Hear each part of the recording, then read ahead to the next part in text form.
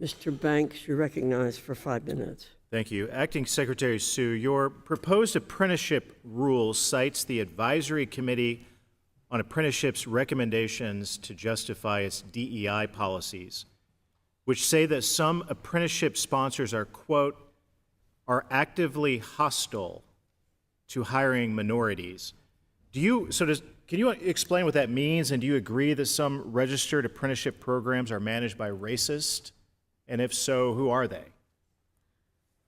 So, Congressman, I believe that we have the opportunity in this country at this time, given the unprecedented investments that are being made in American industry, in American jobs, in what the president says all the time, we should be able to make things here, right? We invented semiconductors, and there's no reason why we can't be the ones to manufacture them. I understand. I understand all that, but the committee's justification for the rule specifically says, quote, that some apprenticeship sponsors are actively hostile to hiring minorities. Does that mean that there are racist apprenticeship programs in our country?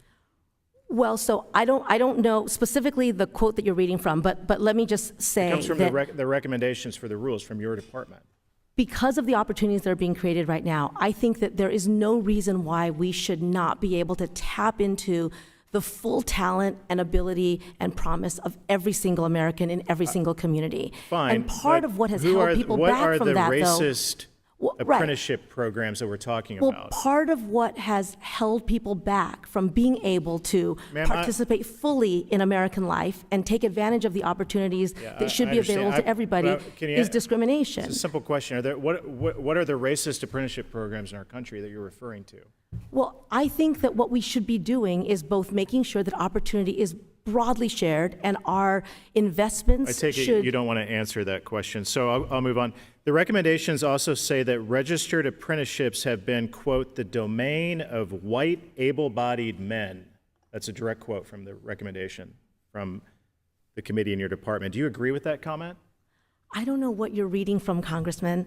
What I believe is that I'm reading from the Advisory Committee on Apprenticeships biannual report to the Secretary of Labor, dated May 10, 2023, page 14, that is the justification for the rule, the new apprenticeship rule that justifies forcing DEI programs and mandates on apprenticeship programs. So I'm reading directly from something that comes from your department, and I'm asking if you agree with it. Do you agree with this statement that apprenticeships have been the, quote, domain of white, able-bodied men? Do you agree with that? Sir, it sounds like you're reading from a report that was submitted to me. You've quoted and used to justify the DEI programs and the rule. I mean, this is all coming from your department. I'm just asking if you agree. If you don't agree with this, say you don't agree with it.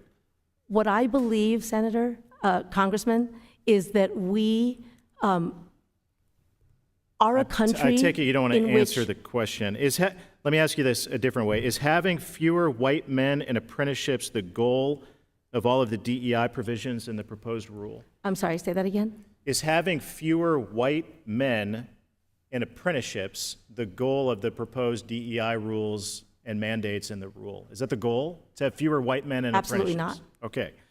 Will the department punish states that don't meet the proposed rules' racial quotas? I mean, Congressman, I have a good reason for asking that, because the proposed section 29.27B2 would require states to submit a strategic plan for increasing participation from underserved communities that include the current participation by each race and demographic group, and sets specific targets for increasing participation for each race. So can you explain to me how that, would you or wouldn't you punish states that don't meet that and those racial quotas for apprenticeships? I mean, Congressman, we have never gone wrong in this country when we have expanded opportunity to more individuals, to more communities, and to make sure that everybody gets to participate. Punish states like Indiana that don't meet that mandate. I don't even know what punitive scheme you are talking about.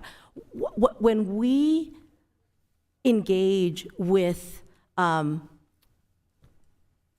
employers, with workforce boards, with unions, with community-based organizations. These are all the stakeholders that I regularly engage with when I travel the country to talk about how we're going to help meet the workforce needs of employers and the desire to work of Americans of all communities, urban and rural, of all colors, women, individuals with disabilities, veterans. Our apprenticeship programs and our investments I are meant suggest that to you open read up opportunity. read your own rule, your justification behind it. It's very offensive, I believe dangerous and un-American. With that, Madam Chair, I yield back.